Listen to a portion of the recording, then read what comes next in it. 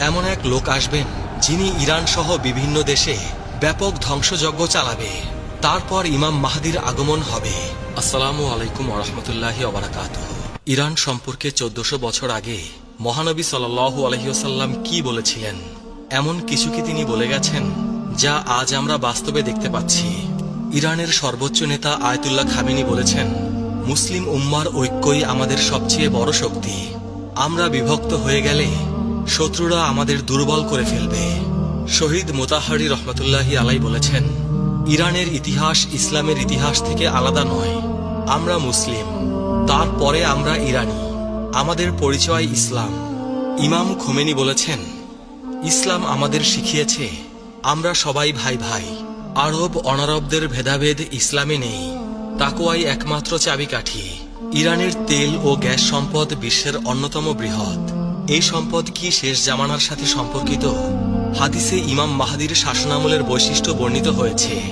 আকাশ থেকে প্রচুর বৃষ্টিপাত, জমিনে ফসলের প্রাচুর্য এবং তখন সম্পদের ন্যায্য বন্টন হবে। ইরানের তেল সম্পদ যদি ন্যায়সঙ্গতভাবে বিতরণ করা হয় তবে হাদিসের এই ভবিষ্যৎবাণীর সাথে মিলে যাবে। তবে তার আগে বড় যুদ্ধ ও ধ্বংসযজ্ঞের ভবিষ্যৎবাণী রয়েছে। নবী করিম সাল্লাল্লাহু আলাইহি ওয়াসাল্লাম বলেছেন, হত্যাকাণ্ড বৃদ্ধি পাবে। আধুনিক অস্ত্র দিয়ে এক মুহূর্তে হাজার হাজার মানুষ হত্যা করা সম্ভব। ইরানের ক্ষেপণাস্ত্র ও ড্রোন প্রযুক্তি সেই সক্ষমতা রাখে। ইরানের সর্বোচ্চ নেতা আয়াতুল্লাহ খোমেনি ইমাম মাহদির আগমনে বিশ্বাস করেন এবং বলেন, আমরা ইমাম মাহদির আগমনের জন্য অপেক্ষা করছি। তার আগমনের পূর্বে আমাদের দায়িত্ব হল ইসলামী সমাজ গঠন করা। ইরান আজ বিশ্বের অন্যতম প্রধান ইসলামী দেশ। 85 মিলিয়ন মানুষের এই দেশের 99 ভাগেরও বেশি মুসলিম। এই দেশ নিজেকে ইসলামী প্রজাতন্ত্র হিসেবে পরিচয় দেয়। কিন্তু জানেন কি, এই দেশের ভাগ্য নিয়ে নবী করিম সাল্লাল্লাহু আলাইহি ওয়াসাল্লাম কত কথা বলে গেছেন। আল্লাহ রাসূল সাল্লাল্লাহু আলাইহি ওয়াসাল্লাম ইরশাদ করেছেন, আমার উম্মতের একটি দল সর্বদা সত্যের ওপর প্রতিষ্ঠিত থাকবে। প্রশ্ন হলো, সেই দলে কি ইরানের লোকেরাও আছে? আজ আমরা 20টি ভবিষ্যৎবাণী নিয়ে আলোচনা করব। কিছু হাদিস আপনাকে শিহরিত করবে, কিছু আপনাকে ভাবিয়ে তুলবে, আর কিছু আপনার ঈমানকে শক্তিশালী করবে। আল্লাহ তাআলা পবিত্র কুরআনে ইরশাদ করেছেন, হে মানুষ, আমি তোমাদের সৃষ্টি করেছি এক পুরুষ ও এক নারী থেকে, আর তোমাদের বিভক্ত করেছি বিভিন্ন জাতি ও গোত্রে, যাতে তোমরা একে অপরের সাথে পরিচিত হতে পারো। তোমাদের মধ্যে আল্লাহর কাছে সেই সর্বোত্তম যে তোমাদের মধ্যে সর্বাধিক মুত্তাকি। সূরা আল হুজরাত আয়াত 13। প্রথম ভবিষ্যৎবাণী, সিফাত যুদ্ধ ও ইরান, 657 খ্রিস্টাব্দ।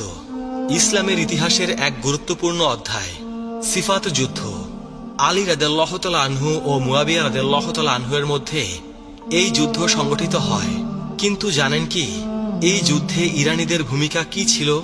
ইরান থেকে আগত সাহাবীরা, বিশেষ করে সালমান ফার্সি রাদিয়াল্লাহু তাআলা আনহু এর অনুসারীরা এই যুদ্ধে আলী রাদিয়াল্লাহু তাআলা আনহু এর পক্ষে লড়েছিলেন। নবী করিম সাল্লাল্লাহু আলাইহি ওয়াসাল্লাম বলে গিয়েছিলেন, এমন ফিতনা আসবে যাতে বসে থাকা ব্যক্তি দাঁড়ানো ব্যক্তির চেয়ে উত্তম হবে। সহিহ বুখারী। সিফাত যুদ্ধ ছিল সেই ফিতনার অংশ। ইতিহাস বলে, ইরানি মুসলিমরা সংখ্যাগরিষ্ঠ ছিল।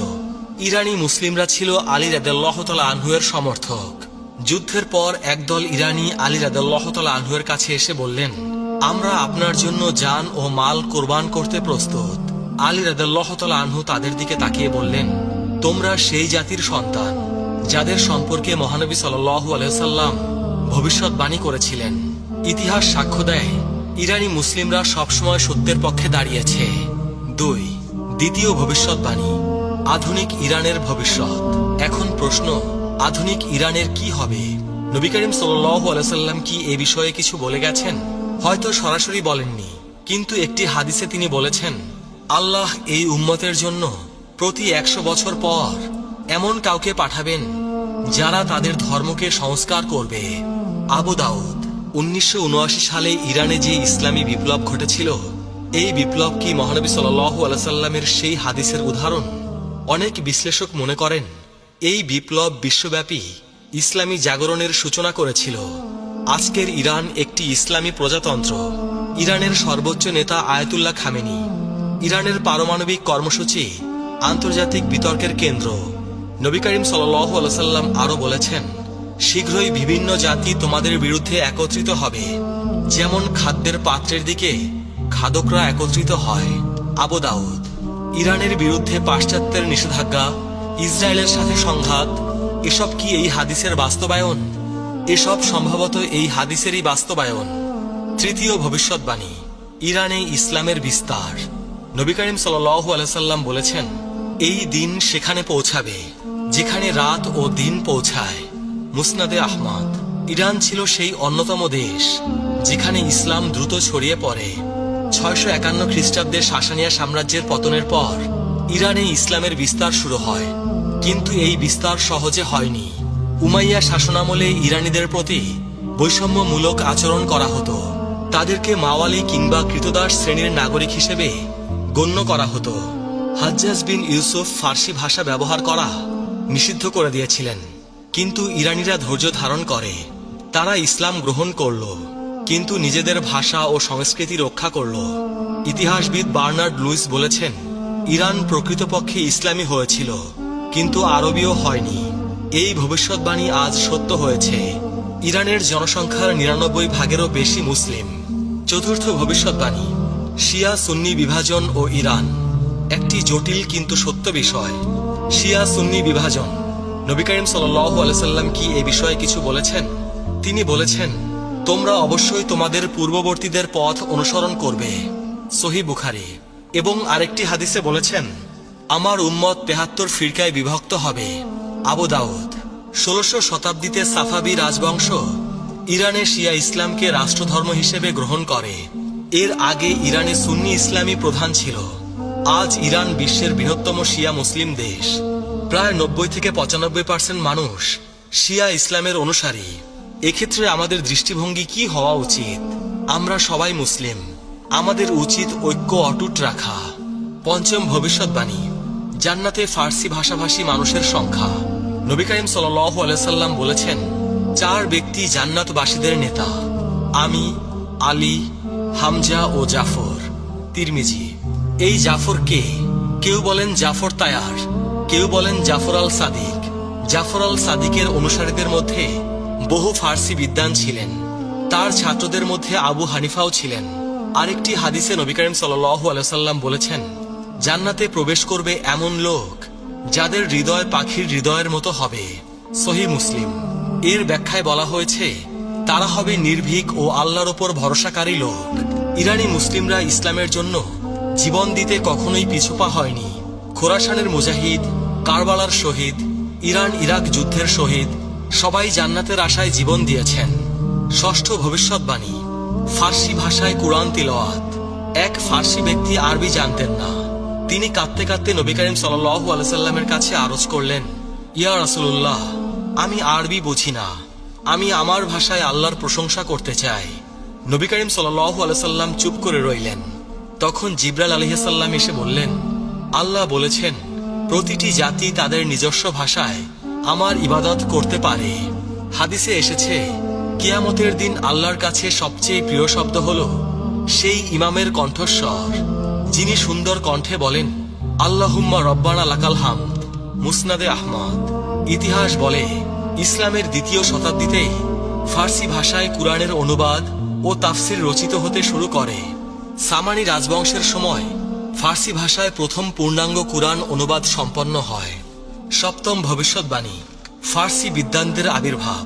ইমাম জাহাবি রহমতুল্লাহি আলাইহি তার তাজকিরাত আল হুফাজ গ্রন্থে 21 জন হাদিস বিশারদের তালিকা দিয়েছেন যারা ফার্সি বংশোদ্ভূত ছিলেন। তাদের মধ্যে রয়েছেন ইমাম বুখারী, ইমাম মুসলিম, ইমাম আবু দাউদ, ইমাম তিরমিজি, ইমাম নাসাই, ইমাম ইবনে মাজাহ। এছাড়াও ফিকাহ শাস্ত্রের ইমাম আবু হানিফা রহমতুল্লাহি আলাইহি ছিলেন ফার্সি বংশোদ্ভূত। বিজ্ঞান ও দর্শনের ক্ষেত্রেও ইরানীদের অবদান অনস্বীকার্য। ইবনে সিনা, আল ফারাবি, আল বিরুনি, আল খোয়ারজমি এরা প্রত্যেকেই ছিলেন ফার্সি অধ্যুষিত অঞ্চলের অধিবাসী। ইমাম সৌদি রহমতুল্লাহি আলাইহি বলেছেন, আমাদের মনীষীদের অধিকাংশই অনারব বংশোদ্ভূত। অষ্টম ভবিষ্যৎবাণী, খোরাসান থেকে আগমন। খোরাসান প্রাচীন ইরানের একটি বিশাল প্রদেশ। বর্তমান ইরান, আফগানিস্তান, তুর্কমেনিস্তান এবং উজবেকিস্তানের কিছু অংশ নিয়ে গঠিত ছিল এই অঞ্চল। নবী করিম সাল্লাল্লাহু আলাইহি সাল্লাম ইরশাদ করেছেন, পূর্ব দিক থেকে কিছু লোক আসবে, তাদের সাথে থাকবে জান্নাত ও চাবুক, যা দিয়ে তারা মানুষকে প্রহার করবে। মুসনাদে আহমদ। এই হাদিসের ব্যাখ্যায় মুহাদ্দিসগণ বলেন, এটা খোরাসানের মুজাহিদ ও বিদ্বানদের প্রতি ইঙ্গিত। খোরাসান থেকে বহু ইসলামী ব্যক্তিত্ব এসেছেন। আর এক হাদিসে এসেছে, জান্নাতীরা উচ্চ কক্ষের অধিবাসীদের দিকে তাকাবে, যেমন তারা দূরবর্তী উজ্জ্বল তারকার দিকে তাকায়। সহিহ বুখারী। পণ্ডিতগণ বলেন, খোরাসানের বিদ্বানরা তাদের জ্ঞান ও তাকওয়ার কারণে জান্নাতে উচ্চ মর্যাদা পাবেন। খোরাসানের একটি বিখ্যাত শহর নিশাপুর। ইমাম মুসলিম, ইমাম তিরমিজি, ইমাম হাকিম নিশাপুরী সবাই এই শহরের অধিবাসী ছিলেন। নবম ভবিষ্যৎবাণী। কারবালার ঘটনা ও ইরানি শোক। 680 খ্রিস্টাব্দের কারবালার ঘটনা। ইমাম হুসাইন রাদিয়াল্লাহু তাআলা আনহু-এর শাহাদাত। ইরানি মুসলিমরা এই ঘটনার পর থেকে ইমাম হুসাইন রাদিয়াল্লাহু তাআলা আনহু-এর শোকে মাতম করে আসছেন। একটি হাদিসে এসেছে, হুসাইন রাদিয়াল্লাহু তাআলা আনহু-এর হত্যার জন্য মুমিনদের অন্তরে এক উত্তাপ রয়েছে, যা কখনো ঠান্ডা হবে না। মুসনাদে আহমদ। এই হাদিসের বিশুদ্ধতা নিয়ে মতভেদ আছে, তবে ইতিহাস সাক্ষ্য দেয় ইরানি মুসলিমরা কারবালার ঘটনাকে কেন্দ্র করে গভীর আবেগ পোষণ করে। প্রতি বছর মহররম মাসে ইরানের আশুরা দিবসের মিছিল বিশ্ববিখ্যাত। সাফাবি রাজবংশ ক্ষমতায় আসার পর তারা ইরানে শিয়া ইসলামকে প্রাতিষ্ঠানিক রূপ দেয় এবং আশুরা পালনকে উৎসাহিত করে। দশম ভবিষ্যৎবাণী। ইমান যদি থুরাইয়া তারকায় থাকত। একবার এক ব্যক্তি ইমাম আবু হানিফা রহমতুল্লাহি আলাইকে জিজ্ঞেস করলেন, আপনার বংশ কোথায়? ইমাম আবু হানিফা রহমতুল্লাহি আলাই কিছুক্ষণ চুপ করে রইলেন। তারপর বললেন, আমি সেই জাতির সন্তান যাদের সম্পর্কে রাসূল পাক সাল্লাল্লাহু আলাইহি সাল্লাম ভবিষ্যৎবাণী করেছিলেন। হযরত আবু হুরায়রা রাদিয়াল্লাহু তাআলা আনহু বর্ণনা করেছেন, আমরা নবী করিম সাল্লাল্লাহু আলাইহি সাল্লামের কাছে বসা ছিলাম। তখন তার উপর সূরা জুমুয়া নাজিল হলো। যখন তিনি আয়াত তিলাওয়াত করলেন, আর অন্যদের জন্য, তাদের মধ্যে যারা এখনো তাদের সাথে মিলিত হয়নি। আমি জিজ্ঞেস করলাম, ইয়া রাসূলুল্লাহ, এই অন্যরা কারা? মহানবী সাল্লাল্লাহু আলাইহি সাল্লাম উত্তর দিলেন না। আমি 3 বার প্রশ্ন করলাম। তখন আমাদের মাঝে সালমান ফার্সি রাদিয়াল্লাহু তাআলা আনহু ছিলেন। রাসূল পাক সাল্লাল্লাহু আলাইহি সাল্লাম তার হাত সালমানের ওপর রাখলেন এবং বললেন, যদি ঈমান থুরাইয়া তারকায়ও থাকত, তাহলে পারস্যের অধিবাসীদের মধ্য থেকে কিছু মানুষ সেই ঈমান অর্জন করত। সহিহ মুসলিম। হাদিস নং 2546। ইমাম কুরতুবী রহমতুল্লাহি আলাই বলেছেন, এই হাদিস ফার্সি জাতির মর্যাদার স্পষ্ট প্রমাণ। নবী করিম সাল্লাল্লাহু আলাইহি সাল্লাম ভবিষ্যৎবাণী করেছেন যে এই জাতি ইসলামী জ্ঞানের চূড়ায় পৌঁছাবে। 11তম ভবিষ্যৎবাণী। সালমান ফার্সি রাদিয়াল্লাহু তাআলা আনহু-এর মর্যাদা। সালমান ফার্সি রাদিয়াল্লাহু তাআলা আনহু ইসলামের প্রথম ইরানি মুসলিম। তার জীবনী অত্যন্ত অনুপ্রেরণাদায়ক। তিনি ইরানের একটি সম্ভ্রান্ত পরিবারে জন্মগ্রহণ করেছিলেন। সত্যের সন্ধানে নিজ দেশ ছেড়ে প্রথমে সিরিয়া, তারপরে আরবে পৌঁছান এবং অবশেষে মদিনায় এসে ইসলাম গ্রহণ করেন। নবী করিম সাল্লাল্লাহু আলাইহি সাল্লাম তাকে অত্যন্ত ভালোবাসতেন এবং বলেছিলেন, সালমান আমাদের আহলে বাইতের অন্তর্ভুক্ত। মুসনাদে আহমদ। সালমান রাদিয়াল্লাহু তাআলা আনহু-এর মাধ্যমে পারস্য সম্পর্কে নবী করিম সাল্লাল্লাহু আলাইহি সাল্লামের প্রথম ভবিষ্যৎবাণী প্রকাশ পায়। তার হাত ধরে বহু ইরানি ইসলামের ছায়ায় এসেছিলেন। ভবিষ্যৎবাণী 12। সূরা জুমুয়ার আয়াত ও ফার্সিদের আগমন। সূরা জুমুয়ায় আল্লাহ পাক ইরশাদ করেছেন, তিনি উম্মীদের মাঝে তাদের মধ্য থেকে একজন রাসূল পাঠিয়েছেন, যিনি তাদের মাঝে তার আয়াত তিলাওয়াত করেন, তাদের পবিত্র করেন এবং তাদের কিতাব ও হিকমত শিক্ষা দেন, যদিও তারা আগে স্পষ্ট বিভ্রান্তিতে ছিল। আর অন্যদের জন্যও পাঠিয়েছেন তাদের মধ্যে যারা এখনো তাদের সাথে মিলিত হয়নি। আর তিনি পরাক্রমশালী, প্রজ্ঞাময়। সূরা আল জুমুয়া আয়াত 2 থেকে 3। এই আয়াত নাজিলের পর সাহাবীরা জিজ্ঞেস করলেন, এই অন্যরা কারা? রাসূল পাক সাল্লাল্লাহু আলাইহি সাল্লাম সালমান ফার্সির দিকে ইশারা করে বললেন, যদি ঈমান থুরাইয়া তারকায়ও থাকত, তবে এই লোকেরা তা অর্জন করত। ইমাম তাবারি রহমতুল্লাহি আলাই বলেন, এই অন্যরা বলতে সমস্ত অনারবকে বোঝানো হয়েছে, অর্থাৎ যারা আরব নয়, বিশেষ করে ফার্সিদের। 13তম ভবিষ্যৎবাণী। খোরাসান থেকে কালো পতাকা। এবার আমরা শেষ সময়ের আলামত নিয়ে আলোচনা করব। নবী করিম সাল্লাল্লাহু আলাইহি সাল্লাম ইরশাদ করেছেন, খোরাসান থেকে কালো পতাকা বের হবে, তোমরা সাহায্য প্রাপ্ত হবে, এদের সাহায্য ফিরিয়ে দেওয়া হবে না। মুসনাদে আহমদ। এই কালো পতাকাধারী বাহিনী ইমাম মাহদির আগমনের পূর্বে বের হবে এবং সুফিয়ানি বাহিনীর সাথে যুদ্ধ করবে। তাদের নেতা হবে শুয়াইব ইবনে সালেহ। বর্তমান বিশ্বের ঘটনা প্রবাহ এই হাদিসের সাথে সাদৃশ্যপূর্ণ। গাজা, ইরান, সিরিয়া, লেবানন এসব স্থানের ঘটনা এই ভবিষ্যৎবাণীর কথা মনে করিয়ে দেয়। 14তম ভবিষ্যৎবাণী, ইমাম মাহদির আগমন ও ইরান। নবী করিম সাল্লাল্লাহু আলাইহি সাল্লাম ইরশাদ করেছেন, যদি দুনিয়ার একদিনও অবশিষ্ট থাকে তবে আল্লাহ সেই দিনকে দীর্ঘ করবেন যতক্ষণ না তিনি আমার পরিবারের একজন লোককে পাঠান, যার নাম আমার নামের মতো, যার পিতার নাম আমার পিতার নামের মতো। আবু দাউদ। ইতিহাসবিদগণ বলেন, ইমাম মাহদির আগমনের সময় ইরানের লোকেরা গুরুত্বপূর্ণ ভূমিকা রাখবে। শিয়া বিশ্বাস অনুযায়ী ইমাম মাহদি হলেন 12তম ইমাম, যিনি 941 খ্রিস্টাব্দে গায়েব হয়ে যান। তবে এই বিশ্বাসটি সহিহ নয়। সুন্নি বিশ্বাসেও ইমাম মাহদির আগমন একটি গুরুত্বপূর্ণ বিষয়। 15তম ভবিষ্যৎবাণী, সুফিয়ানি ও ইরান। সুফিয়ানি শেষ সময়ের একজন খারাপ চরিত্র। নবী করিম সাল্লাল্লাহু আলাইহি সাল্লাম বলেছেন, পূর্ব দিক থেকে আমার পরিবারের একজন লোক বের হবে, যাকে সুফিয়ানি বলা হয়। মুসনাদে আহমদ। সুফিয়ানি সম্পর্কে হাদিসে আরো বলা হয়েছে, সুফিয়ানি বের হবে এবং 33 মাস পৃথিবী শাসন করবে। মুসনাদে আহমদ। এই সময়ে তিনি ইরান সহ বিভিন্ন দেশে ব্যাপক ধ্বংসযজ্ঞ চালাবেন।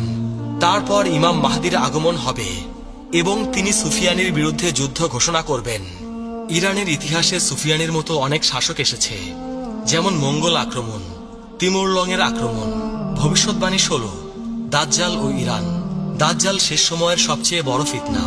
নবী করিম সাল্লাল্লাহু আলাইহি সাল্লাম বলেছেন, দাজ্জালের অনুসারী হবে আসফাহানের ইহুদিদের 70,000 লোক, যাদের পরনে থাকবে মোটা চাদর। সহিহ মুসলিম। হাদিস নং 2944। আসফাহান ইরানের একটি প্রাচীন শহর। আজও সেখানে একটি ইহুদি সম্প্রদায় বসবাস করে। নবী করিম সাল্লাল্লাহু আলাইহি সাল্লাম 1400 বছর আগে বলে গেছেন যে আসফাহানের ইহুদিরা দাজ্জালের অনুসারী হবে। ইমাম নববী রহমাতুল্লাহি আলাইহি এই হাদিসের ব্যাখ্যায় বলেন, এই হাদিস একটি স্পষ্ট ভবিষ্যৎবাণী যে দাজ্জালের অধিকাংশ অনুসারী হবে আসফাহানের ইহুদিরা। এটি নবুয়তের একটি বড় নিদর্শন। নবী করিম সাল্লাল্লাহু আলাইহি সাল্লাম বলেছেন, যে ব্যক্তি সূরা কাহাফের প্রথম 10 আয়াত মুখস্থ করবে সে দাজ্জালের ফিতনা থেকে রক্ষা পাবে। সহিহ মুসলিম। ভবিষ্যৎবাণী 17, ইয়াজুজ মাজুজ ও ইরান। ইয়াজুজ মাজুজ দুটি বর্বর জাতি।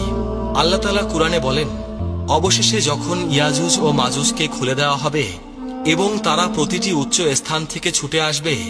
অবশেষে যখন ইয়াজুজ ও মাজুজকে খুলে দেওয়া হবে এবং তারা প্রতিটি উচ্চ স্থান থেকে ছুটে আসবে। সূরা আল আম্বিয়া আয়াত 96।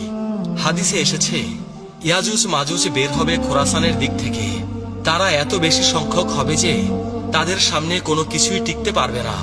নবী করিম সাল্লাল্লাহু আলাইহি সাল্লাম বলেছেন, ইয়াজুজ মাজুজ প্রতিদিন প্রাচীর খোঁড়ে। যখন তারা সূর্যের আলো দেখতে পায় তখন তাদের নেতা বলে, ফিরে যাও, আগামীকাল আবার খুঁড়ব। মুসনাদে আহমদ। ইয়াজুজ মাজুজের আবির্ভাবের স্থান হিসেবে ইরান ও মধ্য এশিয়ার কথা বলা হয়। ইতিহাসে চেঙ্গিস খানের মঙ্গল বাহিনীকে অনেক মুসলিম ঐতিহাসিক ইয়াজুজ মাজুজের সাথে তুলনা করেছেন। চেঙ্গিস খান খোরাসান থেকে বেরিয়ে এসে সমগ্র মুসলিম বিশ্ব ধ্বংস করেছিলেন। আল্লামা ইকবাল তার কবিতায় বলেছিলেন, ইয়াজুজ মাজুজের বন্যা এসে গেল। ভবিষ্যৎবাণী 18, শৌবিয়া আন্দোলন ও ইরান।